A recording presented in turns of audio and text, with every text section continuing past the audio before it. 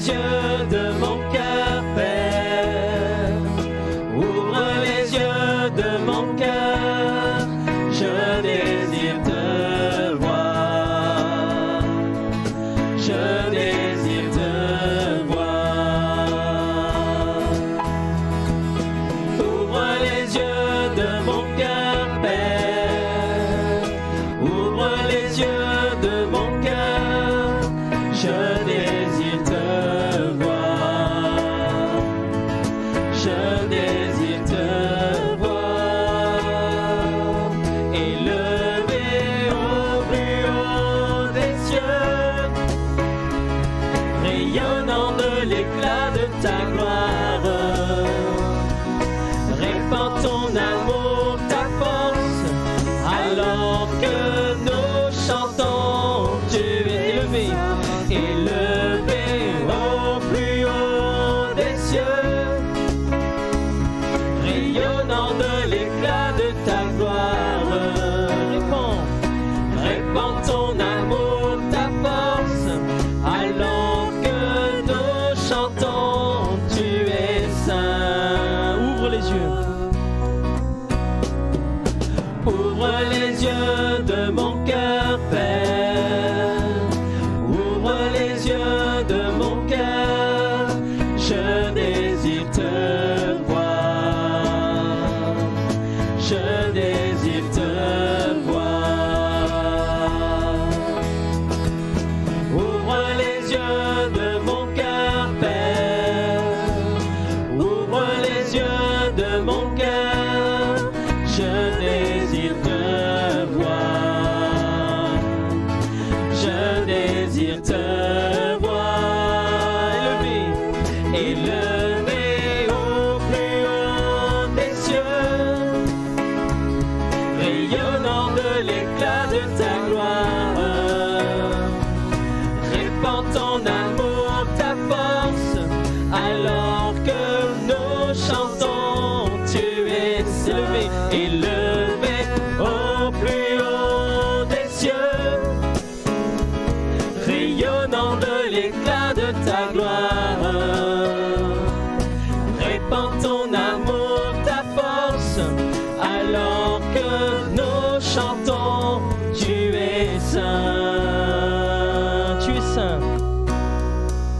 Tu es saint, tu es saint, tu es saint, tu es saint, tu es saint. Tu es saint, tu es saint. Je désire te voir. Tu es saint.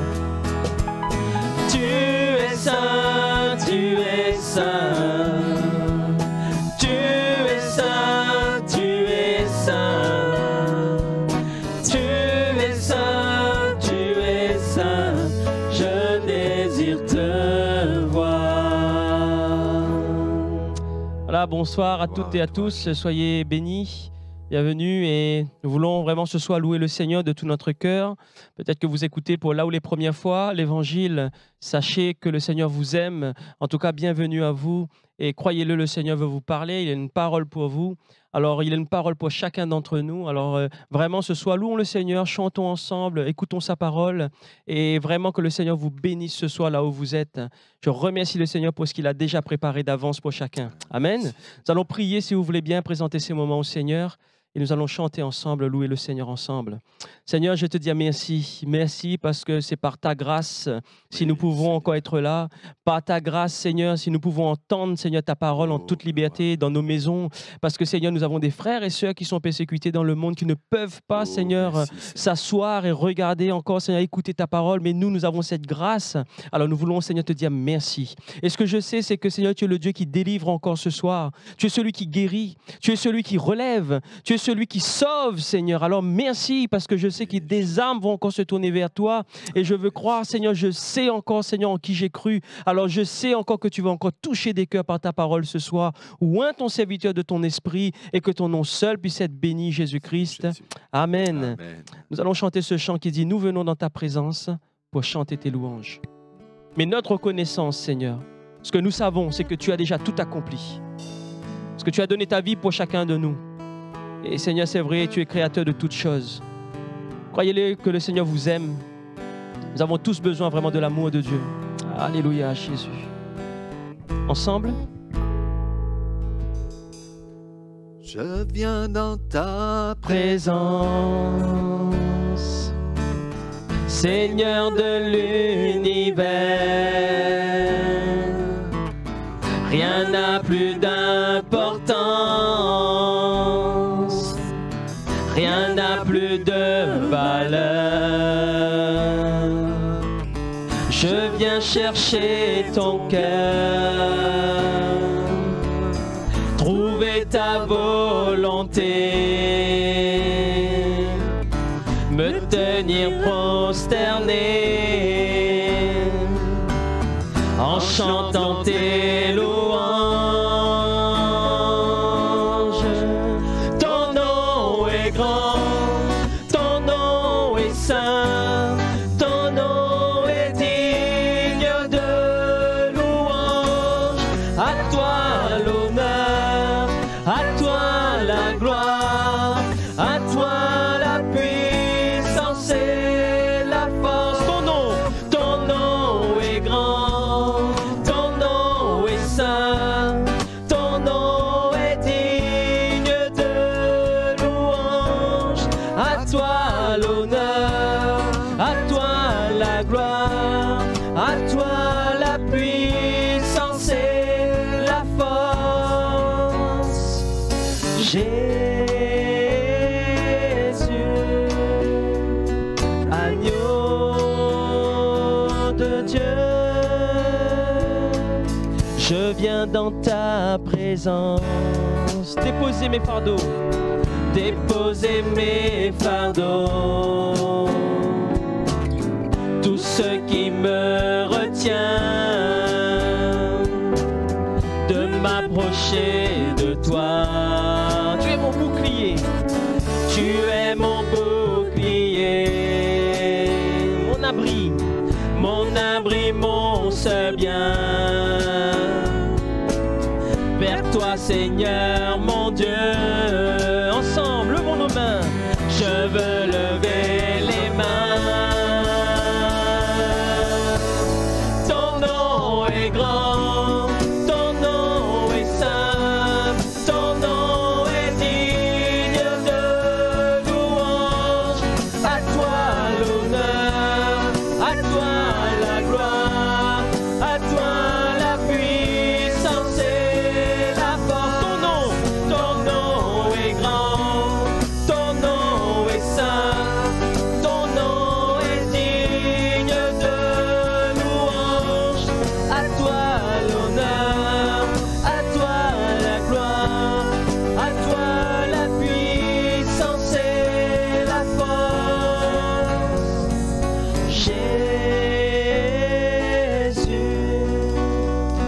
agneau de Dieu. Amen. Allons chanter ce chant qui dit: nous venons dans ta présence, Seigneur de l'univers. Nous avons, avant de laisser la place au pasteur Jean-Pierre Perrin pour la parole du Seigneur, avant d'entendre la parole de Dieu, nous allons vraiment reconnaître que Dieu est le Créateur puissant. C'est lui qui a triomphé de la mort et du péché. Et c'est celui qui délivre encore ce soir. Alléluia, Jésus.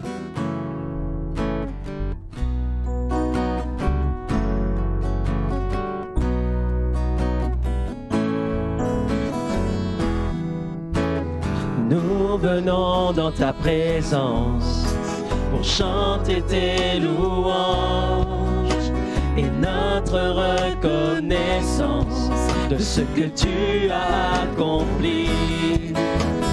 Tu nous as donné ta vie, ton amour et ta joie, et la louange envahit nos cœurs passionnés de toi. Tu es le Créateur puissant, l'agneau ressuscité. Toi seul as pu triompher de la mort et du péché. Tu as délivré ton peuple pour la vraie liberté. Je veux suivre tes pas. Chaque jour est avec toi. Nous venons dans ta présence pour chanter tes louanges et notre reconnaissance de ce que tu as accompli. Tu nous as donné ta vie, ton amour et ta joie, et la louange envahit nos cœurs passionnés de toi. Tu es le Créateur puissant, l'agneau ressuscité. Toi seul as pu triompher de la mort et du péché. Tu as délivré ton peuple pour la vraie liberté. Je veux suivre tes pas, chaque jour être avec toi. Tu es le Créateur puissant, l'agneau ressuscité. Toi seul as pu triompher de la mort et du péché. Tu as délivré ton peuple pour la vraie liberté. Je veux suivre tes pas, chaque jour être avec toi. Alléluia. Seigneur, nous voulons te dire merci pour ces moments. Seigneur, que nos cœurs soient prêts vraiment à recevoir ta parole. Que ton serviteur vraiment, Seigneur, puisse vraiment, Seigneur, nous apporter ta parole, Seigneur Jésus, et que ton esprit puisse nous éclairer. Alors sois béni, Jésus-Christ. Amen. Gloire au Seigneur. Voilà, on est heureux de pouvoir encore partager ensemble la parole de Dieu. Et j'aimerais partager avec vous deux versets qui sont en fin de compte deux prières que des hommes ont adressées à Dieu. Tout d'abord, le prophète Jérémie, Jérémie au chapitre 17, verset 14, il va dire « Guéris-moi, Éternel, et je serai guéri.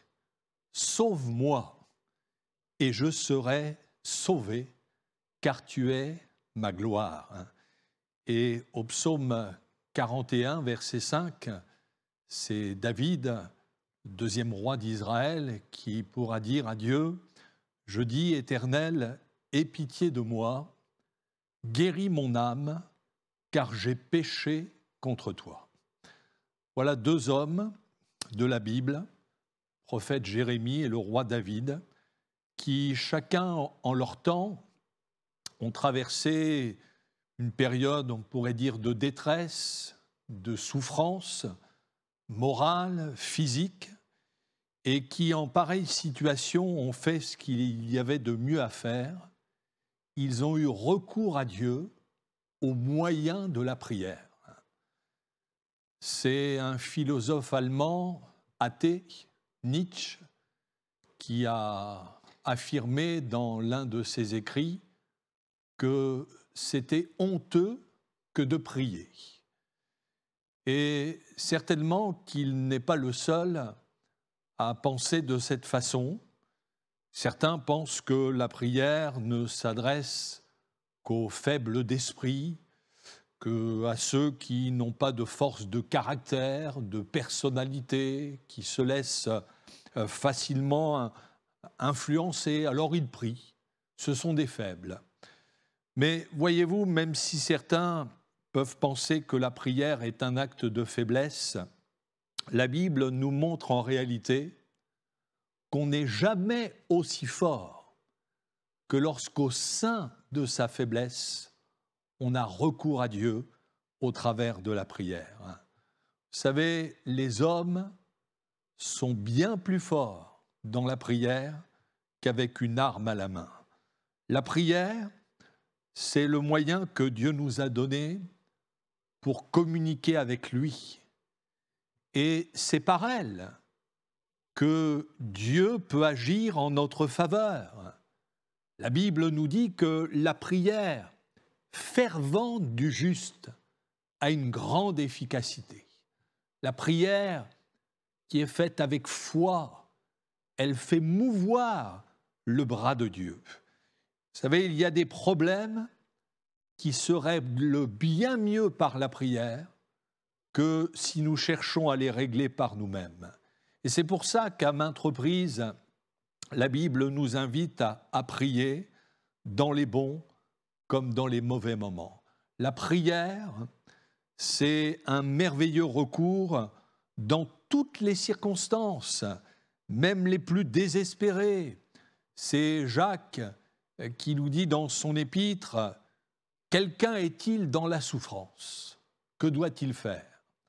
Attendre que ça se passe, compter sur sa force de caractère, se plaindre en disant « mais pourquoi moi, c'est injuste ?»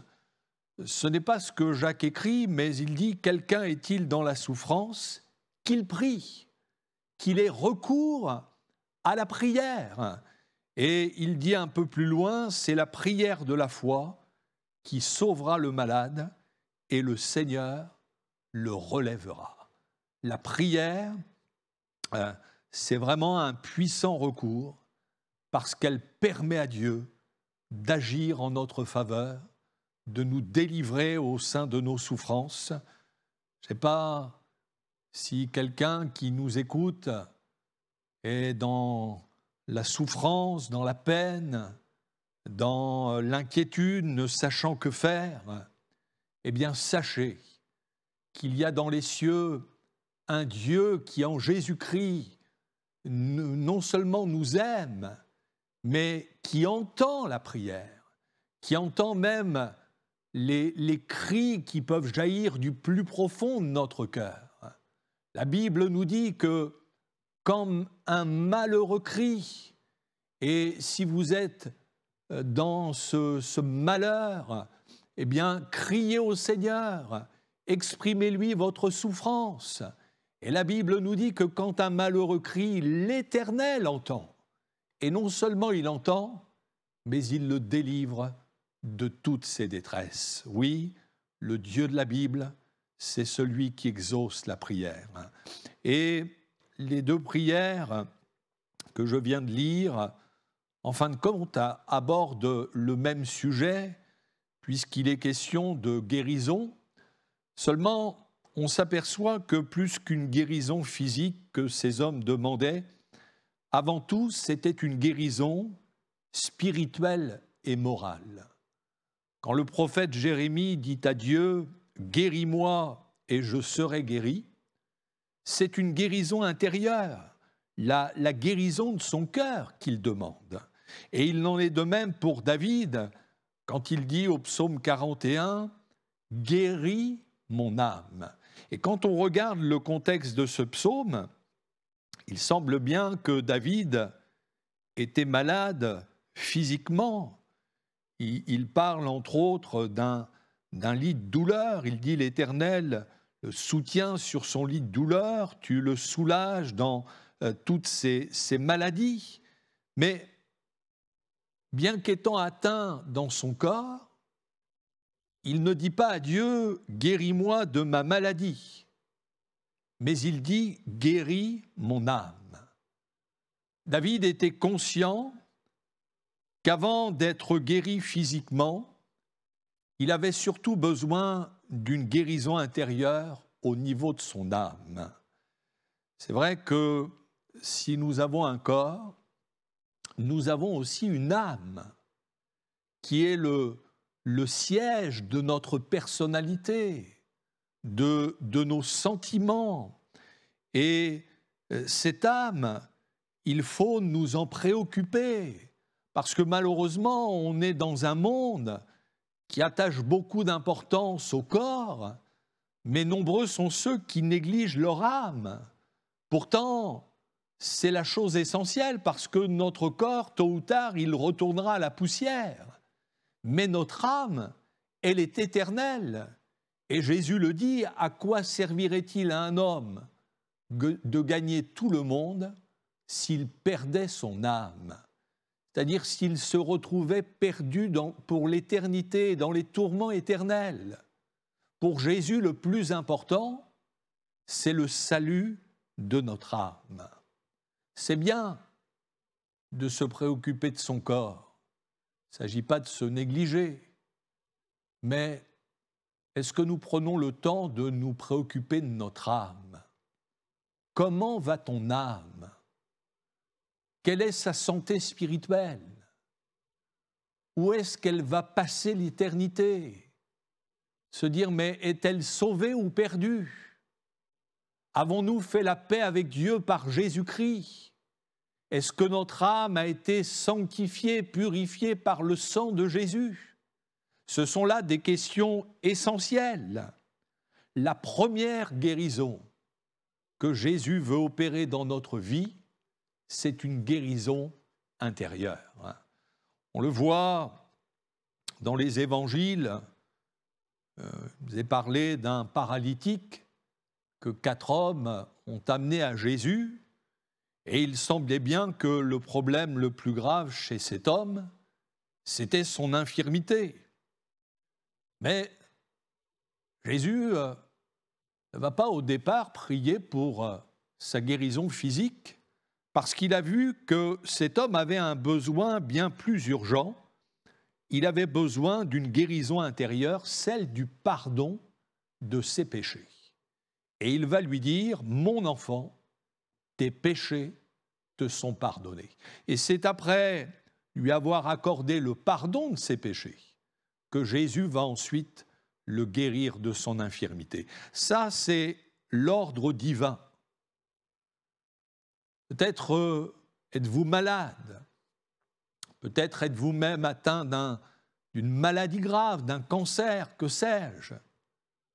Et vous êtes en droit de demander au Seigneur qu'il intervienne, et vous pouvez vous attendre à la guérison.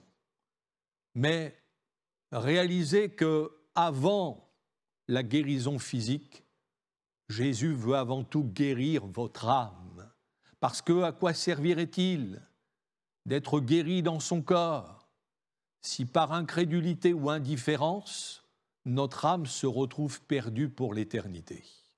L'essentiel, c'est la guérison de notre âme, par le pardon de nos péchés. Vous savez, aujourd'hui, nombreux sont ceux qui sont angoissés, oppressés, tourmentés intérieurement. Alors on trouve des explications, on se dit mais c'est la conjoncture qui veut ça. C'est vrai, mais le problème de fond, il est avant tout spirituel. Il se situe au niveau de notre âme. Nombreux sont ceux qui n'ont pas la paix dans leur cœur, cette paix qui découle du pardon de nos péchés et que seul Jésus peut nous accorder lorsque nous venons à lui dans la foi et la repentance. David était conscient qu'avant une guérison physique, il avait besoin d'une guérison dans son âme, d'où cette prière, « Guéris mon âme », et il ajoute « Car j'ai péché contre toi ». David reconnaît que si son âme est malade, c'est à cause du péché. Parce que c'est ça la source de nos problèmes, de nos maux. C'est le péché qui affecte notre âme, nos sentiments, nos relations aussi avec les autres. Mais avant tout, le péché affecte notre relation avec Dieu. Elle nous prive de sa présence. David dit bien à Dieu, « Guéris mon âme, car j'ai péché contre toi. » Il était conscient qu'avant tout, il avait péché contre Dieu. Sachons que quand nous commettons le péché, que ce soit en pensée, en parole, en acte, non seulement nous nous faisons du mal à nous-mêmes, on peut faire du mal aux autres, mais avant tout, on pêche contre Dieu. On offense sa sainteté. Le péché entrave notre communion avec Dieu et affecte notre âme. Et que l'on s'approche du Seigneur, que l'on soit converti peut-être depuis des années, le remède est toujours le même pour que notre âme guérisse du péché, c'est la confession. David, dans sa prière, a eu l'honnêteté de dire les choses telles qu'elles étaient. Pas chercher d'excuses, de prétextes, pas chercher à se dissimuler, mais il va reconnaître qu'il avait péché contre Dieu et que son âme avait besoin d'être guérie. Ça, c'est la démarche que le Seigneur attend de nous, une confession honnête et sincère de nos péchés, de lui dire les choses telles qu'ils sont, avec vraiment ce désir d'abandonner notre péché. Le livre des Proverbes, au chapitre 28, verset 13, nous dit que celui qui cache ses transgressions ne prospère pas, n'a pas la paix intérieure. On peut peut-être cacher ses péchés aux yeux des hommes, mais pas devant Dieu, donc on est forcément tourmenté. Mais là, il est dit ensuite, celui qui les avoue et les délaisse obtient miséricorde. Ça, c'est le remède divin pour permettre à notre âme de guérir. Ne restons pas avec une âme malade, infectée par le péché. Mais chaque fois que cela est nécessaire, allons au pied de la croix, là où Jésus a tout accompli pour nous offrir un salut, un pardon parfait. Bien sûr, il ne s'agit pas de lui demander pardon du bout des lèvres et puis de recommencer après les mêmes fautes, les mêmes péchés, mais parle d'une véritable repentance, d'être malheureux de notre péché et d'avoir vraiment ce désir d'en finir avec tout ce qui n'est pas à sa gloire. Et là, nous pouvons croire au pardon du Seigneur. La Bible nous dit que si nous confessons nos péchés, Dieu est fidèle et juste pour nous les pardonner et pour nous purifier de toute iniquité. Faites cette prière qu'a fait David en disant « Ô Dieu, guéris mon âme, car j'ai péché contre toi. Seigneur, je prends conscience que je t'ai offensé, mais je veux croire en même temps qu'au travers de ton œuvre à la croix, si je te demande pardon, eh bien, tu guéris mon âme, tu m'accordes ce pardon. » Et à partir du moment où nous faisons de cette démarche, sommes tenus de croire que, effectivement, le Seigneur nous pardonne, qu'il guérit notre âme. Et c'est en quelque sorte ce langage de la foi qu'a eu Jérémie quand il dit « Guéris-moi et je serai guéri. Sauve-moi et je serai sauvé. » Vous savez, il y a des personnes, et peut-être en faites-vous partie, vous qui nous écoutez, qui ont une âme malade parce qu'ils vivent en permanence avec un sentiment de culpabilité. Ils ont l'impression qu'ils sont allés trop loin, qu'ils en ont trop fait et que Dieu ne pourra pas les pardonner. Et en plus, ils sont accusés par celui que la Bible appelle l'accusateur des frères, le diable, qui lui cherche à nous enfoncer, à nous faire croire que nous ne changerons jamais, que ce n'est même pas la peine de nous humilier, que notre pardon n'aura pas lieu. Eh bien, ne permettons pas au diable de maintenir notre âme dans un état de culpabilité. C'est vrai, il y a cet accusateur, mais Jésus, c'est notre avocat. C'est celui qui veut plaider en notre faveur. Il est assis à la droite de Dieu et il peut intercéder en notre faveur afin qu'il nous soit fait grâce. Parce qu'encore l'apôtre Jean, qui nous dit dans sa première épître, si quelqu'un a péché, non pas si quelqu'un se plaît à vivre dans le péché, mais si quelqu'un est malheureux d'avoir fauté, d'avoir succombé à la tentation, eh bien plutôt que de se laisser accuser par le diable, plutôt que de demeurer dans un sentiment de culpabilité, qu'il sache, comme le dit l'apôtre Jean, nous avons un avocat, Jésus-Christ, auprès du Père, Jésus-Christ le juste. Oui, les approchons-nous de celui qui peut plaider en notre faveur. Jésus veut guérir notre âme de la culpabilité, du remords. Il y a aussi cette maladie qui peut toucher notre âme, c'est l'abattement. Au psaume 42, le psalmiste dira « Mon âme est abattue au-dedans de moi ». Aujourd'hui, la médecine parle de déprime ou de dépression, mais en définitive, la dépression, c'est ni plus ni moins que l'abattement de l'âme. Et il faut reconnaître que la dépression, c'est un véritable fléau dans notre société moderne. Que de gens qui sont mal dans leur peau, stressés, angoissés, qui sombrent dans un état profond d'abattement. Et suite à cette pandémie, ce confinement, ce phénomène s'est encore accentué. Des gens qui sont dans un tel mal-être qu'ils ont des pensées de suicide, d'en finir avec la vie.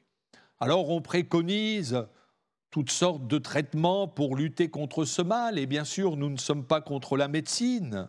On arrive à soulager. Mais guérir vraiment, c'est autre chose.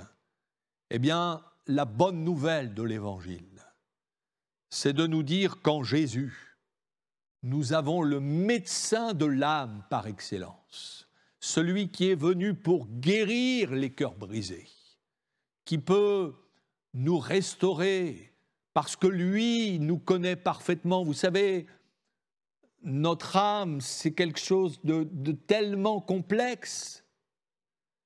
Il n'y a que le Seigneur qui nous connaît parfaitement, qui peut vraiment restaurer notre âme. Lui ne se contente pas de nous soulager, il peut vraiment nous guérir. Croyez-le, il peut guérir votre âme. Au psaume 147, il est dit que Dieu guérit ceux qui ont le cœur brisé et il pense leurs blessures. Et il est dit ensuite, il compte le nombre des étoiles et il leur donne à toutes des noms. Vous savez qu'il y a l'univers des multitudes de galaxies dans lesquelles se trouvent des milliards d'étoiles. Donc il y a un nombre innombrable. Eh bien la Bible nous dit que Dieu en connaît le nombre exact, et non seulement le nombre exact, mais il leur donne à toutes un nom, c'est dire la grandeur de Dieu. Mais ce qui est extraordinaire, c'est que ce Dieu qui compte les étoiles, qui leur donne à tout un nom, c'est le même Dieu qui peut, nous est-il dit, guérir ceux qui ont le cœur brisé et qui pensent leurs blessures. Il y a des gens, des fois, qui ont l'impression que Dieu est tellement au-dessus, tellement loin, qu'il n'a pas le temps de s'occuper de nous, de notre âme. Eh bien si, ce Dieu si grand, qui est souverain sur toute chose, c'est aussi celui qui, même en ces instants, peut venir vers vous, vous dont l'âme est découragée, abattue, vous qui passez par la dépression. Jésus peut poser ses mains sur vous. Vous pouvez en ces instants recevoir un attouchement du Saint-Esprit pour vous apporter cette guérison intérieure dont vous avez besoin. Il y a aussi dans notre âme, des fois, des blessures profondes qui ont du mal à cicatriser à cause d'un passé douloureux, d'une enfance difficile, du mal qu'on a pu nous faire. Mais là aussi, la bonne nouvelle de l'Évangile, c'est de nous faire comprendre que ce n'est pas parce qu'on a vécu des choses douloureuses dans le passé que nous devons pour autant les traîner durant toute notre existence comme un boulet, mais en Christ, nous pouvons vivre un changement, une libération. Nous citons souvent ces paroles de Corinthiens chapitre 5, « Si quelqu'un est en Christ, Non pas si quelqu'un a adhéré à une religion, mais si quelqu'un a fait une réelle rencontre avec Jésus, avec le Sauveur du monde, avec celui qui est mort et ressuscité, eh bien la Bible nous dit qu'il est une nouvelle créature. Les choses anciennes sont passées. Toutes choses, même les plus douloureuses, sont devenues nouvelles. Eh bien, croyons à cette parole et disons, Seigneur, je veux en finir avec ces séquelles, avec ces blessures du passé. Et je crois que tu peux, dans mon cœur, faire que toute chose devienne nouvelle. Alors, ne voulez-vous pas en ces instants vous joindre à la prière de ces deux hommes et de dire, comme David, « Guéris mon âme ». Guéris mon âme déjà parce que je prends conscience que j'ai péché contre toi. Seigneur, je veux croire qu'au travers de ton œuvre à la croix, eh bien, tu me purifies de tout péché. Seigneur, guéris mon âme de la culpabilité, du remords. Je veux croire que ton œuvre à la croix est une œuvre parfaite. Et quand tu pardonnes pour de bon. Seigneur, guéris mon âme d'un passé lourd, de ces blessures du passé. Guéris mon âme de l'abattement, de la dépression. Seigneur, je crois que tu fais cette œuvre en moi. Et puissiez-vous avoir le langage qu'a eu Jérémie, qui dira « Guéris-moi, et je serai guéri ». Non pas peut-être, non pas j'aurai un petit soulagement, mais guéris-moi et je serai guéri. Sauve-moi et je serai sauvé. Eh bien, faites cette prière de tout votre cœur. Et là, en ces instants, Seigneur est prêt à vous entendre. Oui, la guérison intérieure est pour vous. Réalisez-le. Jésus est là, présent, là où vous êtes. Et il veut vraiment vous apporter cette guérison. On va se recueillir et prier le Seigneur. Ah, sois béni, Seigneur. C'est vrai, qui mieux que toi connaît l'âme de l'être humain? Qui mieux que toi connaît les cœurs, les souffrances, les peines? Qui mieux que toi peut voir l'âme qui est accablée, qui est culpabilisée? Et Seigneur, je te prie pour tous ceux qui, en ce moment même, sont interpellés par ta parole. Je prie pour que par l'action de ton esprit, tu viennes vraiment faire ton œuvre en eux, qu'ils puissent en ces instants te dire « Oui, Seigneur, guéris mon âme ». Seigneur, que tu leur apportes cette guérison au plus profond de leur être, par le pardon de leurs péchés, par une réconciliation avec toi.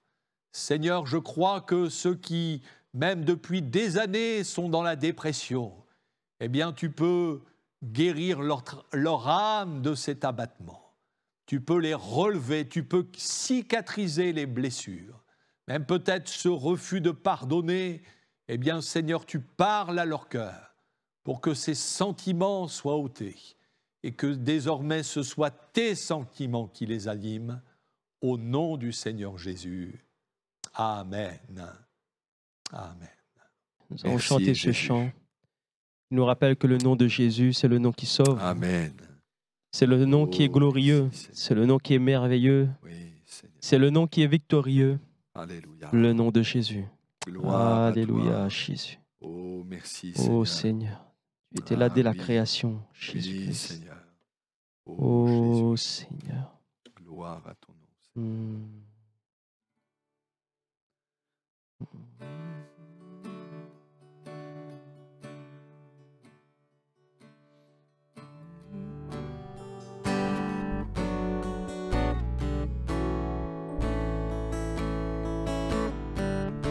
Tu étais là dès la création, Fils unique du Dieu très haut.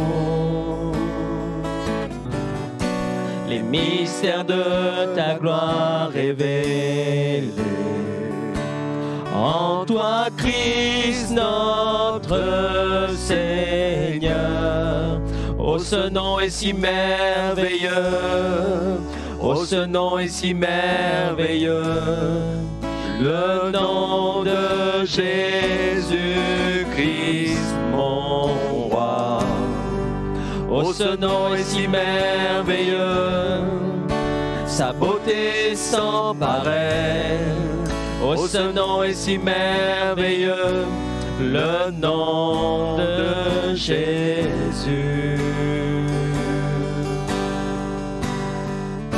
Tu n'as pas voulu les cieux sans nous. Alors Jésus, tu es venu. Ton amour a vaincu mon péché. Rien ne peut nous séparer. Oh, ce nom est si glorieux. Oh, ce nom est si glorieux. Le nom de Jésus-Christ, mon roi. Oh, ce nom est si glorieux. Sa beauté sans pareil. Oh, ce nom est si glorieux, le nom de Jésus. La terre a tremblé, le voile s'est déchiré, désarmant la mort et le péché. Les cieux chantent ta gloire, l'écho de ta victoire, car tu es le roi ressuscité. Tu es sans rival, tu es sans rival, tu es sans égal. Dieu, tu triomphes à tout jamais. À toi soit le règne, à toi soit la gloire, car ton nom surpasse tout autre nom. Oh, ce nom est victorieux, oh, ce nom est victorieux, le nom de Jésus-Christ, mon roi.